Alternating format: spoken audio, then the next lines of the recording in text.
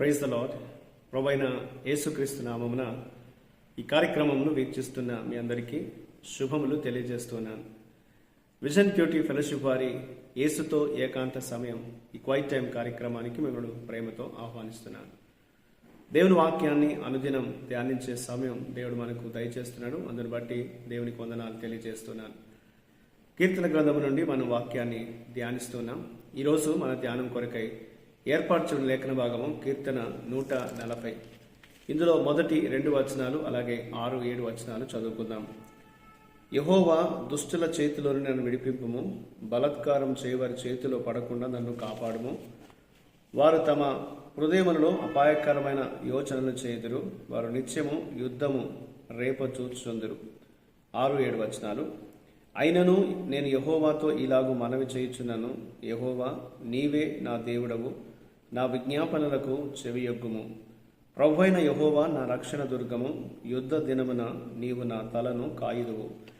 నేటి వాక్య భాగం ఆధారంగా మనం ఏర్పాటు చేసుకున్న అంశం ఏదనగా బలాత్కారము మరియు చెడు నుండి నన్ను తప్పించుము. Deliver me from slander and evil.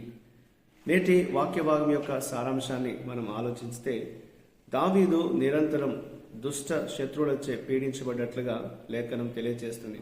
అందువల్ల అతను ప్రార్థనలో చాలా వరకు బాధతో కూడిన కేకలు, విముక్తి కొరకు హృదయపూర్వకంగా విన్నపాలు ఆయన తెలియజేస్తున్నట్లుగా, దేవునికి మొరపెట్టుకున్నట్లుగా మనం కీర్తనలో చూస్తూ ఉంటాం. దేవుణ్ణి అవమానించినటువంటి దుష్టులు తమ మాటలకు మరియు చర్యలకు వారు పశ్చాత్తాపడాలని దావీదు ప్రార్థించాడు. వారిని అగ్నిలో బురదగుంటలో పడేయాలని ఆయన చెప్పినప్పుడు దేవుని న్యాయం కోసం ఒక లోతైనటువంటి తన కోరికను దావీదు వ్యక్తపరుస్తున్నాడు. దావీదు ఎల్లప్పుడూ పేదల పట్ల మరియు పీడితుల పట్ల ఆయన శ్రద్ధ చూపినట్లుగా లేఖనం జ్ఞాపకం చేస్తుంది. ఇందుకు విరుద్ధంగా దుష్టులు సామాజికంగా ఎవరైతే బలహీనంగా ఉన్నారో వారిని దోచుకునే వారుగా ఉన్నారు, వారిని అణిచివేసిన వారుగా ఉన్నట్లు వాక్యం మనకు తెలియజేస్తుంది. కాబట్టి దుష్టులకు తీర్పు తీర్చమని మరియు ఈ భూమి మీద నీతిని, న్యాయాన్ని పునరుద్ధరించమని దావీదు దేవుణ్ణి వేడుకున్నట్లుగా ఈ కీర్తన మనకు తెలియజేస్తుంది. ఈరోజున మనం కూడా మన చుట్టూ ఉన్నటువంటి ఈ యొక్క దుష్టత్వం నుంచి మనల్ని కాపాడాలని, కీడు నుంచి మనల్ని తప్పించాలని దావీదు దేవుని ప్రార్థించినట్టుగా మనం కూడా దేవుణ్ణి ప్రార్థించవలసిన వారు అయినాం. ఈ భాగంలో దేవుడు ఎవరు అని మనం గమనించినట్లయితే 6, 7 వచనాల్లో కష్ట సమయాల్లో ఆయన మనల్ని రక్షించేటువంటి రక్షకుడు, ఆయనే మన రక్షణ అని వాక్యం తెలియజేస్తుంది. కీర్తనకర్త గతములో దేవుడు తనకు అందించినటువంటి రక్షణను ఆయన జ్ఞాపకం చేసుకుంటున్నాడు. దేవుడు సహాయం చేస్తాడని నమ్మకంతో ఆయన దేవుణ్ణి ప్రార్థిస్తున్నట్లుగా మనం చూస్తాం. కాబట్టి మన విషయంలో కూడా ఇదే వర్తిస్తుంది. దేవుడు మనకు గతంలో చేసినటువంటి కార్యాల్ని మనం గుర్తు చేసుకొని ఆయన చూపిన కృపను తలంచుకొని ప్రస్తుతం మనం ఎదుర్కొంటున్నటువంటి కష్టంలో దేవుని వైపుకు మనం చూస్తూ ఆయన సహాయం కొరకు మనం మొరపెట్టుకోవాలి. గత సహాయాన్ని దేవుడు ఇచ్చినటువంటి దాన్ని గుర్తుంచుకోవడము మన ప్రస్తుత ప్రార్థనలకు మనకు ధైర్యమైన విశ్వాసాన్ని అందిస్తుంది. కాబట్టి ధైర్యంగా మన ప్రతి పరిస్థితిని ఎదుర్కొనేటట్లుగా గత అనుభవాలు మనకు ఉపయోగపడతాయి అనేది వాక్యం మనకు జ్ఞాపకం చేస్తుంది. కాబట్టి మనం ఆయన కృపను తిరిగి జ్ఞాపకం చేసుకోవడం, మరోసారి నూతన విశ్వాసంతో దేవునికి మొరపెట్టడం మనం చేయాలనేది ఈ వాక్యం మనకు జ్ఞాపకం చేస్తుంది. ఇందులో మనం నేర్చుకునేటువంటి పాఠాన్ని మనం ఆలోచిస్తే, మొదటి 5 వచనాల్లో ఈ కీర్తన రాసినటువంటి కీర్తనకారుడు ఆయన మాటల ప్రమాదం గురించి హెచ్చరిస్తున్నాడు. మనుషులు మాట్లాడే మాటలు ఎంత ప్రభావాన్ని కలిగిస్తాయో, ఎంత బాధను కలిగిస్తాయో తెలియజేస్తున్నాడు.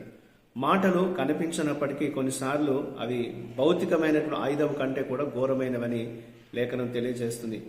వక్రీకరించబడిన ఆలోచనలు నాలుకను ఆకృతి చేస్తూ నాలుక చేత మాట్లాడినటువంటి మాటలు చర్యలకు దారి తీస్తుంటుంది. చర్యలను అది పురికొల్పుతున్నట్లుగా మనం చూస్తాం. కాబట్టి చెడు మాటలు విపరీతంగా ఉన్నటువంటి ఈ లోకంలో, ఈ యుగంలో మనం ఈ యొక్క కీర్తనకారుడు ఎలాగైతే దేవునికి ప్రార్థిస్తున్నాడో మనం కూడా దేవునికి హృదయపూర్వకంగా మొరపెట్టుకోవాలి. దేవా నీవే మమ్మల్ని దుష్టుల ఆలోచన నుంచి తప్పించమని దేవునికి మనం ప్రార్థించాలి. దుష్టుల కుట్రలు వారిపైనే పడాలని మనం ప్రార్థించాలి.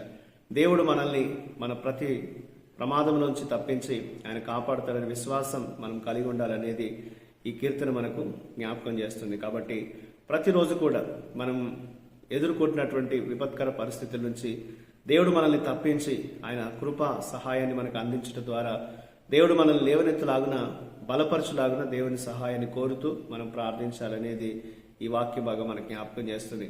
ఇప్పటి వరకు దేవుడు మన జీవితంలో చూపిన కృపను జ్ఞాపకం ఉంచుకొని ఈ ప్రస్తుత సమయంలో కూడా మనం ఒకవేళ ఇబ్బందికరమైన పరిస్థితులను ఎదుర్కొంటున్నట్లయితే దేవుడే మనల్ని లేవనెత్తాడనేటువంటి విశ్వాసం మనం కలిగి ఉండాలనేది దేవుడు మనకు ఈ లేఖనం ద్వారా జ్ఞాపకం చేస్తున్నాడు.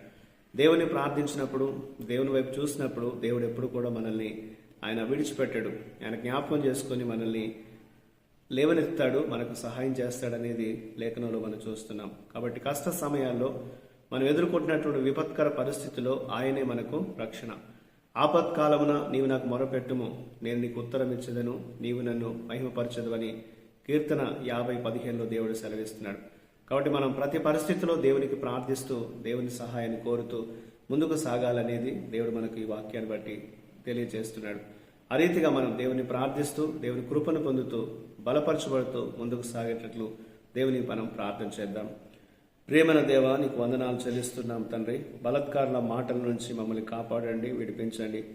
దుష్టుల మార్గంలో మేము చేరకుండా మమ్మల్ని ఆయన తప్పించమని, మా హృదయాన్ని కాపాడమని, మీ చిత్తానుసారంగా మమ్మల్ని నడిపించమని, నీ సహాయంతో మమ్మల్ని నిలబెట్టుమని యేసుక్రీస్తు నామమున ప్రార్థిస్తున్నాను తండ్రి. ఆమేన్. ప్రియులారా, మీరు సమయం తీసుకొని ఈ యొక్క వాక్య ధ్యానాన్ని విన్నందుకు మీ అందరికీ ప్రత్యేకమైన వందనాలు. ప్రతిరోజు మీకు అందించబడుతున్న ఈ అనుదిన ధ్యానాలు మీకు దీవెనకరంగా ఉన్నట్లయితే మీ యొక్క అనుభవాల్ని మాతో పంచుకోవాలని కోరుతూ ఉంటున్నాను. ప్రభు కృప మనందరికీ ఎల్లప్పుడూ తోడయుండి కాపాడును గాక. ఆమేన్.